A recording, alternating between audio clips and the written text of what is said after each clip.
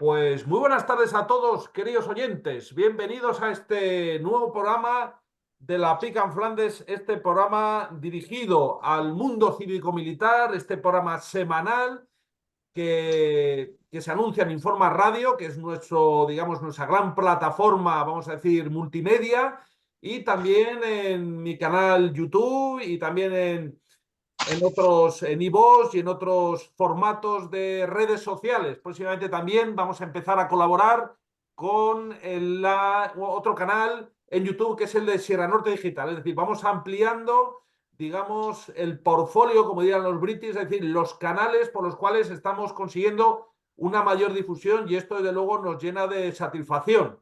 Hay que felicitarse, como hace Bolaños, con la ley de amnistía. Nosotros también nos felicitamos con la difusión del último programa que ha llegado prácticamente a 3.000 visualizaciones gracias a que YouTube nos ha recomendado. Estamos muy contentos y esperamos que nos siga recomendando y aún más porque este programa o los programas de la semana pasada, el programa, vamos a decir, fue verdaderamente fantástico. Entonces, estamos ahí generando opinión, generando debate, generando controversia, así que como haría Bolaños, nos felicitamos de nuestro éxito y paso a continuación, como siempre hago, a presentar esta magnífica mesa de debate.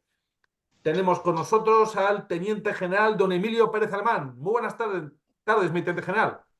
Buenas tardes, Guillermo. Buenas tardes a todos, escuchantes y participantes. Magnífico.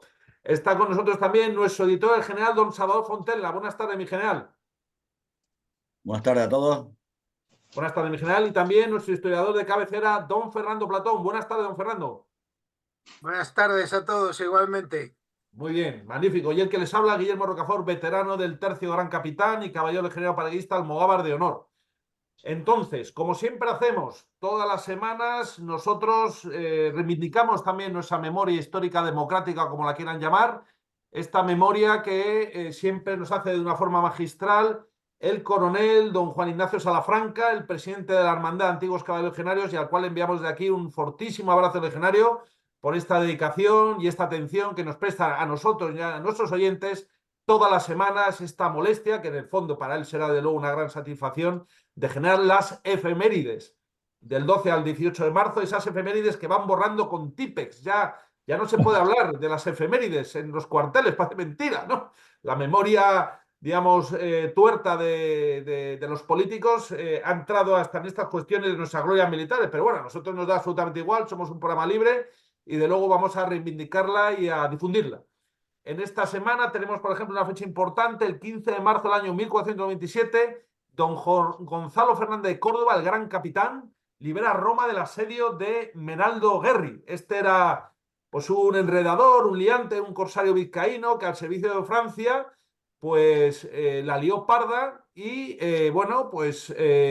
lo que hizo el gran capitán con gran acierto es detenerlo y enjaularlo, y lo paseó por las ciudades de Roma enjaulado. Eso es lo que hay que hacer, lo que ha hecho siempre España, digamos, con los agitadores, los rebeldes y los traidores. Por lo tanto, nos enorgullecemos de esa fecha y de ese acto viril de nuestro gran capitán de coger a este enemigo de España y enjaularlo y pasearlo por las ciudades y ya está, por la gran ciudad de Roma. De entonces el Papa Alejandro VI, en justa reciprocidad por esa liberación de la Ciudad Eterna, le concedió al gran capitán la Rosa de Oro, que es la máxima distinción pontificia. Un aspecto interesantísimo. Estamos muy orgullosos de nuestro gran capitán. Otra fecha importante, el 14 de marzo del año 1740, el ataque a Cartagena de Indias por parte de la flota de la pérfida Albión, estos que nos meten también ahora mismo los submarinos nucleares averiados en Gibraltar, ante la cual, bueno, pues el almirante don Blas de Lezo pues le supo dar a los piratas pues de su propia medicina. De hecho, les derrotó estrepitosamente y de entonces pues estamos muy orgullosos de la derrota británica en Cartagena de Indias. Fecha importante, también importante, es la muerte del teniente Ruiz, que es otro de los grandes oficiales que se sublevó contra las fuerzas napoleónicas en el Parque de Artillería de Monteleón, junto con los capitanes Daoiz y Velarde. Pues ahí queda ese teniente Ruiz, heroico, natural de Melilla, que, en fin, supo dar la cara por la nación en situaciones dramáticas, ¿no? Y también fechas importantes, el 18 de marzo del año 1922, la acción de Anbar, en el contexto de la de lo que es las campañas de liberación del RIF. Y otra fecha importante también, el 4 de marzo del año 1936, la detención absolutamente arbitraria de don José Antonio Primo de Rivera, el hijo del general Primo de Rivera, el fundador de la Falange. Esa detención arbitraria, una vez que ganó el Frente Popular, ganó las elecciones, pues hacen lo que suelen hacer, detener a sus rivales políticos, y en este caso lo encerraron hasta el final, bueno, al comienzo de la guerra, hasta que fue asesinado en el patíbulo el 20 de noviembre del año 36. Por lo tanto, también esa memoria democrática nuestra por ese gran español que fue don José Antonio Primo de Rivera, el hijo del general don Miguel Primo de Rivera. Dicho lo cual, cedo la palabra rápidamente. Estamos ahora también marcados por una fecha muy triste, que tampoco vamos a ahorcar porque forma parte de nuestra historia más reciente, trágica, como son los atentados del 11 de marzo del año 2004, en el que prácticamente murieron unos 200 españoles y unos 2000 resultaron heridos. Una fecha verdaderamente luctuosa, dramática, y de luego en la pica en Flandes va a ser abordada por nuestro teniente general, don Emilio Pérez Alemán, porque esto desde luego es una fecha también luctuosa y que requiere su análisis y su divulgación, y desde luego la opinión de los veteranos de las Fuerzas Armadas al respecto de lo que pasó o lo que pudo haber pasado, porque hay una, digamos, un halo de mentiras, de manipulaciones que conviene ser, de alguna forma esperamos ser desvelado. Adelante, por favor, mi teniente general. Su turno de palabra. Buenas tardes de nuevo. Pues fecha pasada, ya que ayer fue esa triste conmemoración del peor atentado, no de España, de Europa. De hecho, en Europa la han convertido esta fecha el Día contra el Terrorismo, el Día de las Víctimas de dicha forma de matar. Pues en España pues se conmemoró, pero sí, y se habló mucho de aquella fatídica mañana y días sucesivos, pero desde mi punto de vista fue una conmemoración que justifica o que hace bueno el pensar que a partir de aquel momento, si ya España tenía una serie de problemas, a partir de aquel momento la quiebra de convivencia se ha ido aumentando y estamos en donde estamos hoy. Ayer, aparte de la desunión política de las instituciones, cada cual fue por un lado a recordar las víctimas, pero ese recuerdo lo aprovecharon más que nada para tirarse dardos unos a otros en una falta de recuerdo auténtico en lo que se dice que fue una tragedia. No fue una tragedia, fue un drama, y ayer resulta que en la parte institucional a un lugar fueron unos, a otro lugar fueron otros, con declaraciones pues contrarias, echándose la culpa uno a otro. Estamos hablando de los políticos de los dos partidos en liza en aquellos momentos, y la verdad es que se te cae el alma a los pies de ver esa reacción y esa incapacidad de unir un suceso como esto a todos juntos, pensando en que lo que hay que hacer es acabar con cualquier acto de terrorismo, ya no solamente salvaje como aquel, sino terrorismo político, terrorismo económico y todo lo que va en contra de lo que es nuestra nación, nuestra patria. Pues no, ayer no resultó que fuera un día que sirviera para aquella masacre, sirviera para unirnos, para defender nuestra patria. Fue todo lo contrario. Un momento más de aprovechar cualquier ocasión y dividirnos y enfrentarnos, que es lo peor. Esto como cosa pasada. Desde ayer se habló en todos los medios, en un sentido también y en otro, buscando y relacionando las tres fases de cualquier acto terrorismo: los antecedentes o la preparación y la responsabilidad intelectual del mismo, la investigación posterior, el juicio y las consecuencias finales. Y la verdad es que, en mi teoría personal, es la tercera pata falsa que está sujetando nuestro sistema. Lo he repetido varias veces y lo he dicho en distintos medios. Hay 3 sucesos en España que se desconocen los orígenes, se ven los resultados, pero no se acaba de encontrar los responsables, tales como fueron el asesinato del almirante Carrero, lo que sucedió el 23 de febrero del 81 y, por último, este magnicidio casi, porque el pueblo es el rey de España, y ahí fue un atentado con casi 200 muertos y casi 2.000 heridos. En fin, esos 3 fallos en la información, en la verdad de lo sucedido aquel 11 de marzo del año 2004, pues ha redondeado la situación a donde hemos ido dando hasta encontrarnos en estos momentos de incertidumbre y el que tira un poquito a España ve un auténtico riesgo de por dónde vamos y a dónde nos llevan. Sobre los actores intelectuales, pues las versiones son muchas. Lo cierto es que de lo que se da oficialmente como verdadero, pues deja mucho que desear, compensar un poquito cómo se puede hacer un atentado de esas categorías, prácticamente una operación militar, en cuestión de coordinar los lugares, los momentos, los tiempos, la forma de hacer, el material emplear. Es decir, que esto no sale como ha pasado con esos 4 o 5 responsables máximos como ejecutores a los que se les ha metido en la cárcel, y que de los que todos que entraron solamente quedan 3.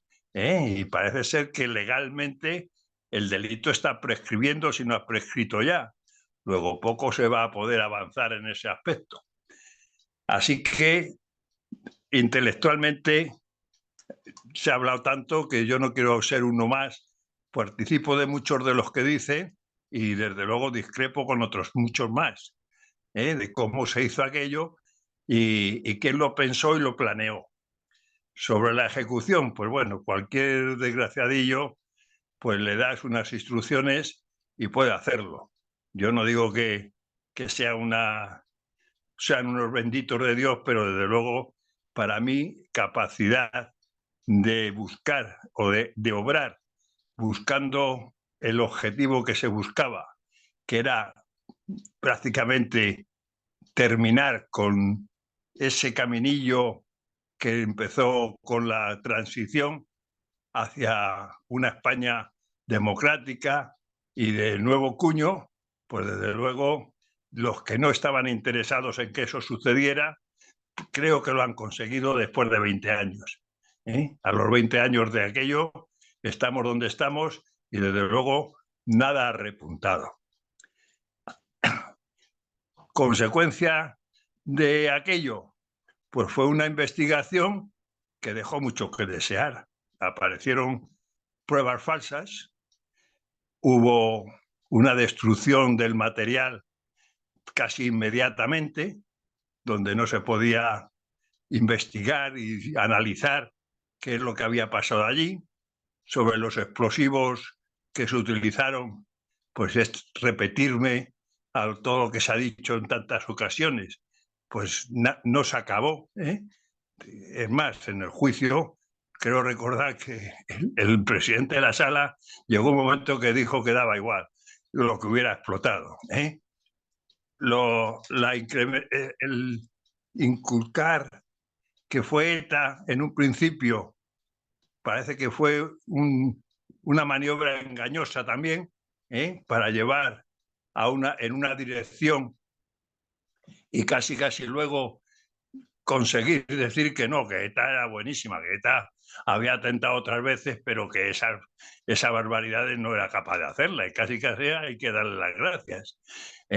Ese oxígeno que se dio a esos movimientos separatistas, independentistas y terroristas que ahora están gobernando prácticamente con el gobierno socialista, pues ahí se les dio el primer empujón, y aire puro para que fueran reivindicando sus locuras, porque no se puede decir otra cosa cuando alguien quiere separarse de su patria, y a desconsiderar todo el camino andado desde hace ya muchos años.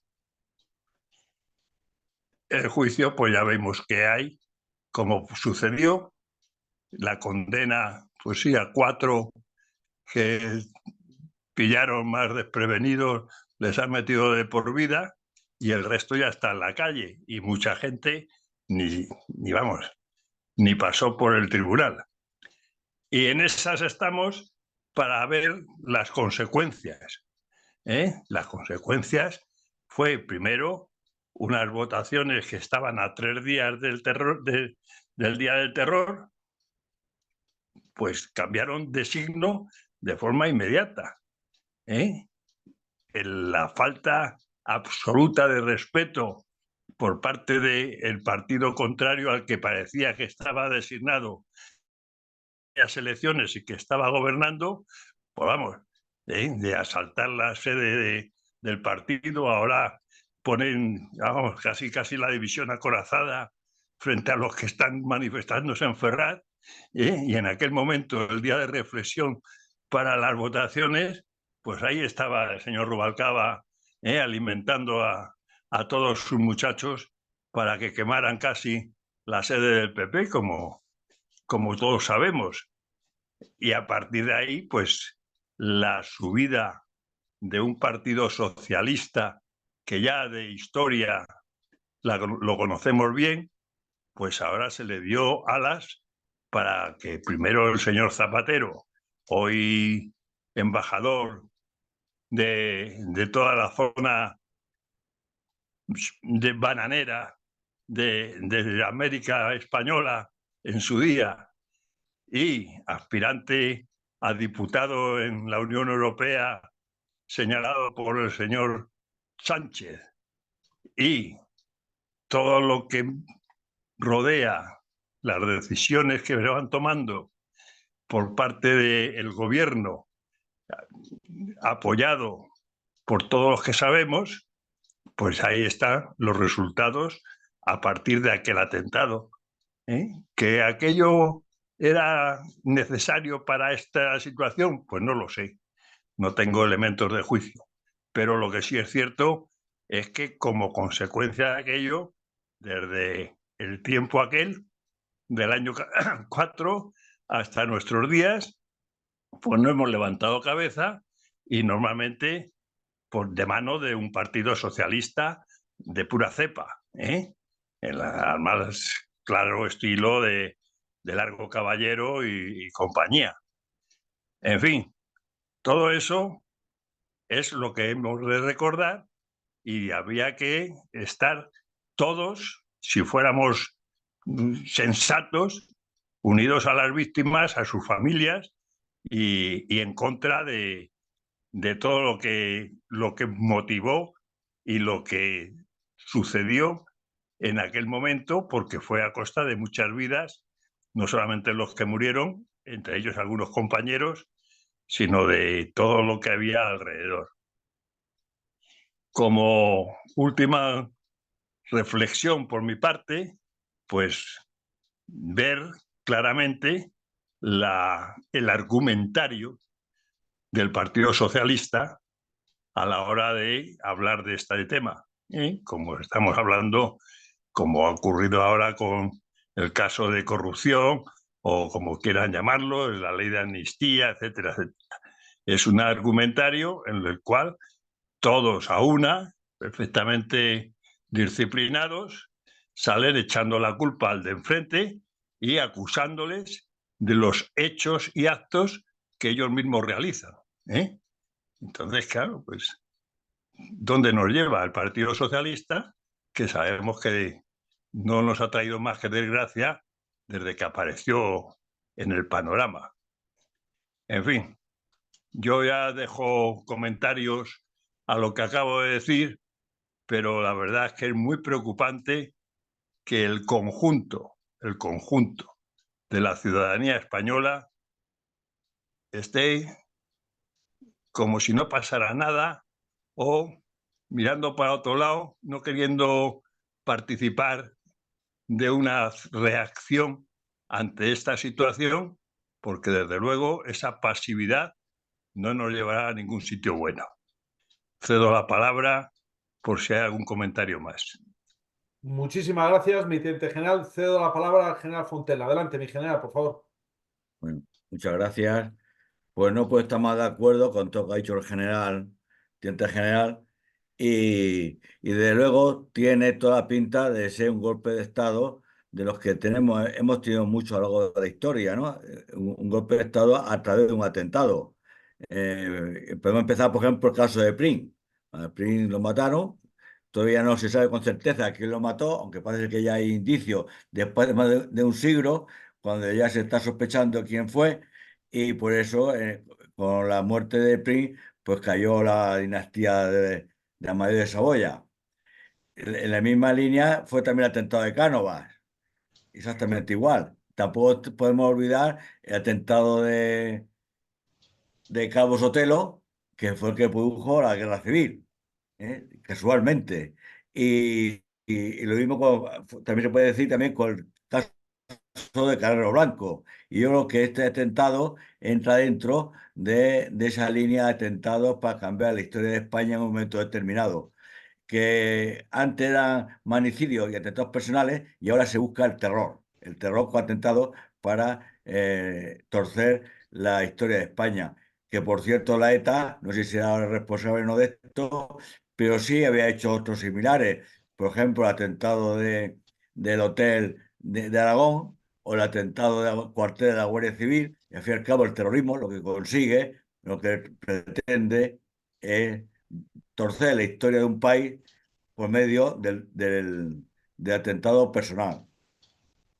Y otra cosa sospechosa también, muy sospechosa, es las pruebas falsas y el borrar las huellas de los trenes que estaban averiados con amoníaco, que eso no se ocurre ni en el caso de la manteca. Eso no se hace nunca. Y lo que hemos sido militares sabemos cuando hay un accidente, un arma de fuego, pues ese arma no se puede tocar durante años hasta que no ha terminado el juicio, hasta el juez no autoriza, mientras no tiene que estar en custodia porque es una prueba del delito. Luego también todas esas ocultaciones, desde la mochila falsa, la furgoneta para despistar en Alcalá, el presunto asesinato de los presuntos autores, etcétera, tiene toda la pinta de ser una casualidad, sino una causalidad, de los que quieren dirigir el destino de España desde fuera de España, nada más. Muchísimas gracias. Como siempre, mi general, don Fernando Platón. Su turno, por favor.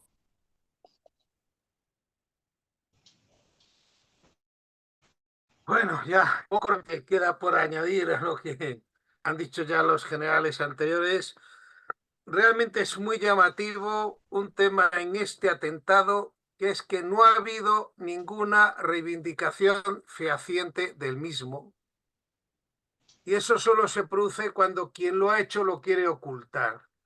Si realmente fuera un atentado islamista, como digamos todos los que ha habido en Europa, y realmente quienes mueven los atentados islamistas pues son una serie de organizaciones, una de las primeras cosas que buscan es reivindicarlas, porque es lo que les da propaganda ante, digamos, sus militantes, ante sus soldados, y que lo venden como una gran victoria frente a los infieles. Al-Qaeda no tuvo ningún reparo en reivindicar el atentado de las Torres Gemelas, con mucho más muertos, como un gran éxito. Lo mismo los atentados del ISIS. Curiosamente, no ha habido ninguna reivindicación como tal de este atentado. Con lo cual, eso de la pista islamista resulta muy sospechosa, salvo que sea una utilización de islamistas radicalizados por alguien, llamémosle X, como se suele decir. ¿Quién? Pues bueno, pues no se sabe, hay muchas teorías. Se puede decir aquello de las novelas policíacas, busca a quien aprovecha el crimen, que solía estar en las novelas de Simenón, y muchas veces suele ser una pista muy buena para la policía, pero realmente todos los orígenes, lo que sucedió, cómo se actuó después, esa reacción ante la adjudicación a ETA. No olvidemos, ETA había matado más de 800 personas y había hecho atentados masivos. El Hipercor de Barcelona existió, el Bar Correo existió. No reivindicó porque no ha reivindicado el Corona de Aragón, pero porque no tenía, porque murió demasiada gente y vio que no le convenía, y juega también muchas veces con que reivindica. No olvidemos aquella otra furgoneta cargada con explosivos que fue detenida en Soria. Alternativa o maniobra de despiste. Mucha casualidad.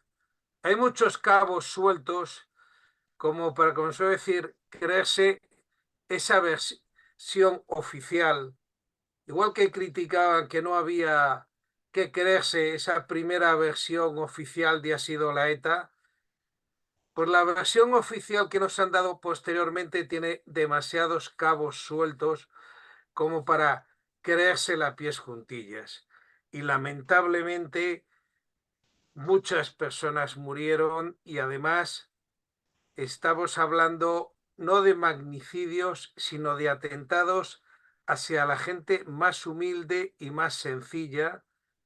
Pensemos que una de las barriadas más afectadas era el Pozo del Tío Raimundo, que era uno de los sitios de Arrialojo hace pocos años antes.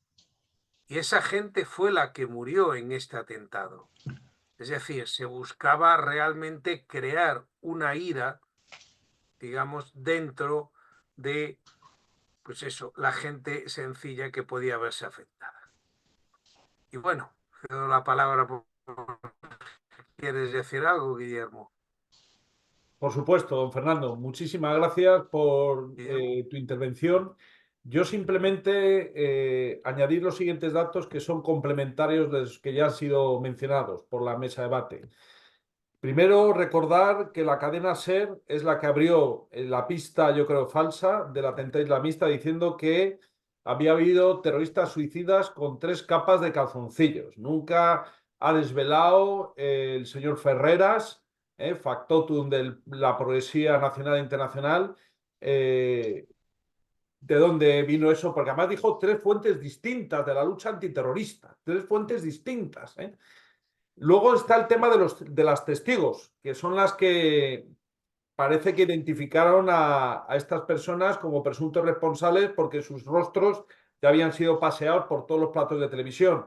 Estas testigos rumanas pidieron el reconocimiento de víctimas al objeto de obtener una pensión, se les denegó porque no habían estado ahí, pero bueno, por lo visto luego se les concedió una pensión y fueron localizados por periodistas del Mundo en Rumanía y fueron entrevistadas. O sea, las testigos son testigos falsas, claramente. Luego también es importante que pongamos en la mesa las encuestas electorales que había antes del 11M. En esas encuestas iba a ganar Rajoy, que yo recuerde, por mayoría absoluta. Es decir, ese atentado provocó un vuelco electoral, además durante la jornada de reflexión. Efectivamente, las sedes del PP en toda España fueron rodeadas violentamente, pero es culpa de ellos, porque lo que tenía que haber hecho el PP es no haber suspendido las elecciones, porque eso no es decisión suya, pero lo podía haber pedido o solicitado la Junta Electoral Central, que es el órgano electoral supremo de unas elecciones. Y tenía motivos de base para haber suspendido las elecciones, porque se llevaron a cabo en una situación de completa anormalidad democrática. Por lo tanto, también muy mal por el PP, por su cobardía, por su inacción, ¿eh? Luego, por otra parte, recordar en cuanto a la ETA que todavía quedan 400 crímenes de la ETA sin esclarecer. En otros países, por ejemplo, en Argentina, en Chile, con esto de los derechos humanos, se han hecho mesas de diálogo para, de alguna forma, esclarecer todos los crímenes que haya podido cometer el Estado o las Fuerzas Armadas de esos países. Y han sido promovidos por la izquierda, pero aquí la izquierda no quiere esclarecer los 400 crímenes, quizá porque veríamos manos largas de servicios secretos de otros países, que es una cosa que a mi final se dijo claramente en el reportaje que hubo en su momento sobre el asesinato de Carlos Blanco, donde se dejaba caer, de una forma yo creo bastante clara, que detrás de ese asesinato también estaba la sombra de la CIA estadounidense, ¿no? Y luego, otra cosa también, ya para acabar y ceder la palabra a nuestro teniente general, por si quiere cerrar esta primera parte, recordar cómo chapoteó el PSOE durante el desastre de Anual. Hasta el desastre de Anual, el PSOE era la minoría socialista, creo que tenían 10 o 15 diputados. Vieron en ese desastre nacional la oportunidad de auparse y convertirse en un partido de gobierno. Entonces hubo un 11M también en el desastre anual porque en concreto Indalecio Prieto estuvo agitando el avispero, atacando al gobierno ferozmente en un momento en el que, como pasó el 11M, lo que teníamos que haber hecho es optar por la unidad nacional todos los españoles al margen de las siglas. Y ahí es donde el Partido Socialista dio ese salto a ser un partido de gobierno. Fue con el desastre anual. Es decir, mientras Franco, Millán Astray iban a Melilla a salvar lo poco que quedaba de la Comandancia General de Melilla, el PSOE chapoteaba en la sangre de nuestros hermanos que fueron, se habla en torno a unos 20.000 muertos, ¿no? Y esa es la realidad del PSOE. El PSOE no lo vamos a ocultar, chapotea la desgracia de los españoles, es decir, y hace uso de ellas cuando le conviene y se convierte, como vemos, en gobierno a raíz de un atentado verdaderamente feroz. Por lo tanto, tengamos en cuenta esa memoria histórica de las veces que el PSOE se ha prevalido, se ha beneficiado y en vez de haber optado por una posición responsable de unidad nacional, de todos unidos como una piña, pues hacer señalamientos, atacar a sedes, acusaciones falsas, es decir, sembrar el odio y la discordia, que es lo único que hace este partido, desgraciado partido, en España desde que se creó hace, yo creo que 140 años. Cedo la palabra rápidamente a nuestro teniente general. Adelante, mi teniente general, nos quedan 3 minutillos. Bueno, a mí ya, con todo lo que hemos hablado, al día pasado de la conmemoración este 11 de marzo, pues me quedo con dos frases, una particularmente de don Fernando, que es eso que sale en las películas del señor Poirot, de esa pregunta ¿a quién beneficia? No cabe duda que el procedimiento del comportamiento del Partido Socialista, tal y como ha dicho el general Fontella y acabas de mencionar tú, pues desde su creación, recordemos aquella frase del Pablo Iglesias, creador, allá al final del siglo XIX, de acataremos las leyes siempre que nos convengan, y de amenazar, incluso en sedes parlamentarias, a los adversarios políticos, pues el procedimiento o los medios justifican, el fin justifica los medios. Y entonces los medios que ha utilizado a lo largo de este siglo y medio en el que el Partido Socialista ha querido imponer su criterio y su concepto de España, pues hemos sabido lo que era. Ya el mismo Largo Caballero en su momento, pues ya habló de que esto no se alcanza con los votos. Y había que llegar a la guerra civil, llegaremos a la guerra civil. O sea que no se paran en barras. Y lo que también decías tú, también para terminar, nos encontramos políticamente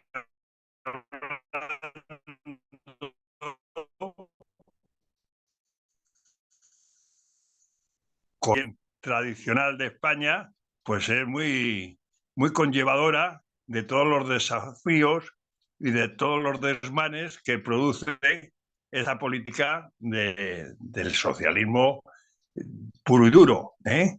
Ha habido unos momentos en que, en fin, renunciaron hasta al marxismo, como hizo Felipe González por aquello de esas conveniencias de entrar en escena y que los socialdemócratas europeos apoyaran a ese partido, vamos a llamarle que parecía reconvertido, pues vieron que no les daba resultado sus fines y entonces, pues con el procedimiento que sea, había que poner a un Zapatero para que le siguiera a un Sánchez. Y ahí estamos.